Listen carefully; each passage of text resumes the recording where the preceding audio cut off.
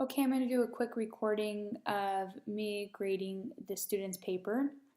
So the first thing I want to do is go up here to the Review tab and make sure that my track changes is set to all markup. If you have a PC, your computer will look very similar for Microsoft Word.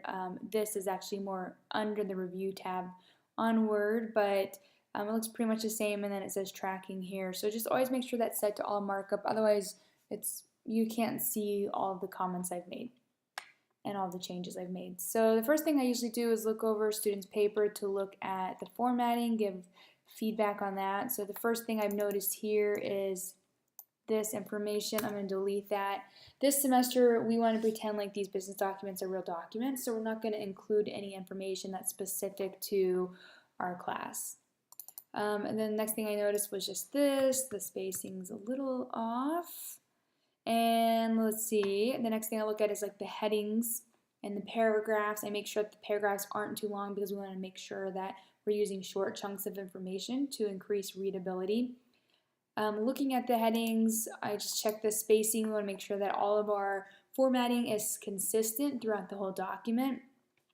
So this one has like a space before and after, and then, oh, no space after, but 2 spaces before, and 2 and okay, so here I would make a comment just something like, make sure your formatting is consistent. The spacing before and after your headings is inconsistent. Okay. All right. And as I grade this, you'll see I won't make as many actual comments on the document as I normally would, since this will have my voice set to it. Alright, then I'll look quickly at the APA reference page here. You don't need numbers, so I just put like don't number sources, and they should be in alphabetical order. So this is out of order alphabetically, and it has a known, which makes me think that that's probably because the person didn't know the author's name. If you don't know an author's name, then delete this, and you want to instead start with your article. All right, remember article titles or like web page titles, a lot of times we want to make sure that we're following capitalization rules. So if you're not sure, check the online writing lab at Purdue, but this one is correct. We just capitalize the B in Belgium, proper noun, proper adjectives, things like that. You capitalize first word of the title or subtitle, and the rest is lowercase, so that looks good. You don't have to include a retrieval date if the information on the page isn't going to be updated or changed. So let's see here, anything else? Brussels Times sounds like a periodical. A periodical is something that's like a newspaper magazine that's published periodically. So we're going to put this Brussels Times.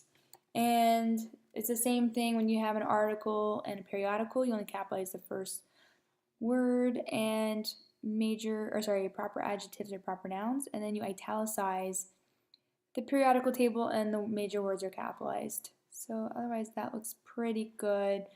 The hanging indent needs to be fixed, but that's not a huge deal.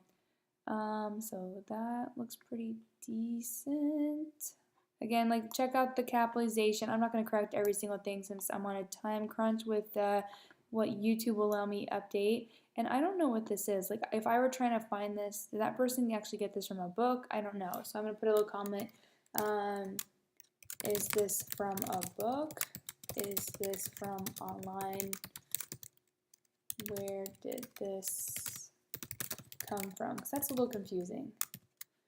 And let's see, and then this EBSCO one is an article from a database. So if you look closely at that on the online writing lab at Purdue, again, this periodical title should be italicized. But yeah, so overall pretty good, looking good there. So let's actually go through the article. So we start with a really clear, specific subject line. All right, now, as requested, an analysis on Belgium's, apostrophe S to show possession, overall stated with renewable energy. Wait, what? An analysis on Belgium's overall stated what? Their overall, and maybe I'm just reading this incorrectly, but overall stated what? With renewable energy, economic, political, and business. Okay, so here's the thing. These are all adjectives. So, well, business doesn't have to be. It can be. The way, since this is in a list, I'm assuming she meant it as like an adjective. So economic and political, these are adjectives here, so they must have a word that they describe. So political what? Political conditions. An analysis on Belgium's overall stated something, economic, political, and business, something has been completed. Looking at these different areas of Belgium will help decide if expanding the company by transfer 25 employees, there will be, okay, make sure you guys proofread. Looking at all these different areas of Belgium will help decide if expanding the company by transferring 25 employees there will be beneficial to wind power. So I get what this person was trying to say, but it's really wordy. So I'm just going to put a little note here. This sentence is wordy and needs to be written, we'll say rewritten more concisely. So it could say something like, looking at these different areas of Belgium will help decide if we should expand the company and transfer 20, I don't know, there's just some wordy issues there. And instead of, there's a difference in using passive voice and active voice. And passive voice is when you're like, instead of saying like who did what, you're saying what was done by whom.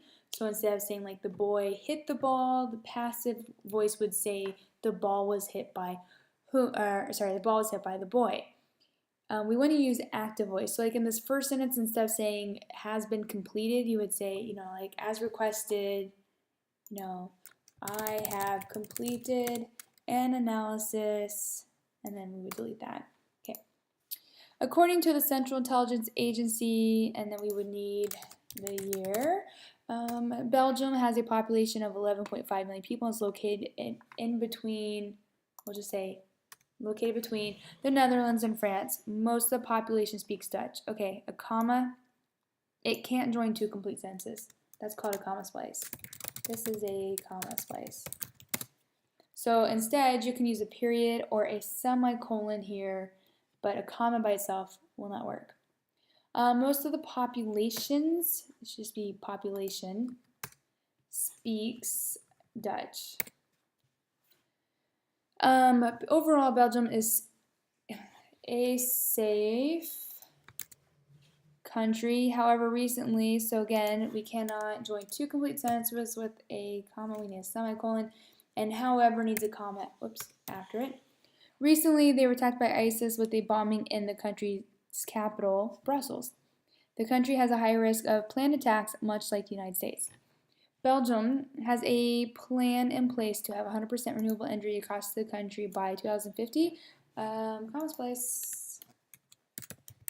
Again, you need a period or a semicolon there. This may be our prime time to move over there. This plan will be fulfilled by the use of an island dedicated to nothing but wind energy. And it says Belgium has just over, so 1 gigawatts of wind capacity. So we have this quotation here, but we need a signal phrase. This quotation needs a signal phrase. And the thing here is that you can't just drop in a quotation. You have to lead into it with the signal phrase. In the announcement section, I just last week posted a document about APA quick guide. So check that out because I have something in there about incorporating quotations. Today I uploaded a video about APA, so check those out. And then renewable energy world. editors. Let me go down here, and there's that, but we need the year 2013. Whoops. So this would be comma 2013. Remember, you source and publication year. Moving your company may be very beneficial during this time of change. So good paragraph. I like that this person ties it back to what it means to the company. This part here, what does this mean for the company? That's what I want to know. Mean for the company and the possible expansion. Because here's the thing, if I'm the reader and I read that, I'm just like, whoa, should I be concerned? But this person doesn't tell me. So, economic analysis. Belgium is a country with very few natural resources. See that? Anytime you start a new sentence, cannot do it with a comma. They rely on many other resources being imported. The Belgium economy, should that be Belgian economy? I'm thinking it should be Belgian, because you would say like the American economy. The Belgian economy may not have many. The Belgian economy may not have many resources at home, but they have done a great job capitalizing on what they can do in their location, which is a highly developed transportation system. Let's see. The government, lowercase g, of Belgium is currently working to lower the public debt of the country, which can hurt the country's economy in the big picture. Lowering the public debt can hurt it in the big picture, is that correct? On the other hand, Belgium is currently ranked 17th in the world when it comes to economics, improving as time goes on. So remember we said we had to use like that. Instead of unknown, we need to use the article title, so you can just take part of it. You don't have to use the whole thing. What year was that? 2016, and let's put that here. Oh, there it has 2016. Perfect. Paste. And put quotation marks around it because it is an article title. You don't use quotation marks in the you don't use quotation marks and capitalize major words in the reference page, but you do on the in-text citation. So, this is a little confusing. So, lowering the debt can hurt the economy. And the other big question that I have to ask is, okay, whatever. How does this affect the company and the possible expansion? So the big thing is on all these documents, you want to take an audience-centered approach, and you want to make sure you are referring back to your audience and showing your audience why this information is pertinent for them to know. We're going to be doing that in every paper this semester, so make sure you're doing that. As mentioned before, comma, we need a comma after an introductory expression. Oh, geez. Belgium is planning to reach 100% renewable energy. Comma, splice. This shift will help. See, and the cool thing is this person fixes that one error. That's like, if this person can figure out comma splices, look at that. That's like a lot of improvement just already. Better to make the same mistake over and over than like 5 mistakes that you have to figure out. This shift will help Belgium grow the economy and make them more competitive.